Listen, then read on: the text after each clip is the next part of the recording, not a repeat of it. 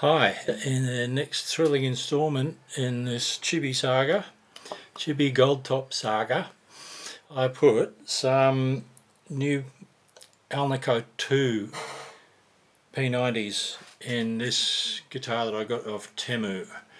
If you've seen the other videos that precede this one, you'll know what a journey it's been. But it's all very interesting little hobby. I'm pottering around nicely with this little project. This thing's sounding pretty cool now. It sounded cool before. I'm just about to do a little A-B comparison between the original pickups that came with it from the factory and these Intai Alnico 2 P90 replacements from Temu. They were really cheap, like about $11 each or something, and I just thought, oh, let's just see what happens. I like the sound of the old pickups actually. They're very light and like low output, and they can sound thin compared to these, but they can get a lot of great sound out of them as well. You'll see in a minute.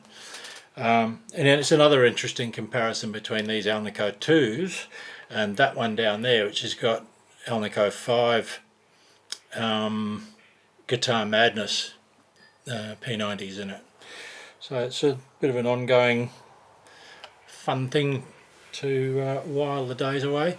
This I did the same thing with this one as I did with that, which was to go over the entire finish with 1200 grade wet and dry sandpaper, and I really like the way it comes up.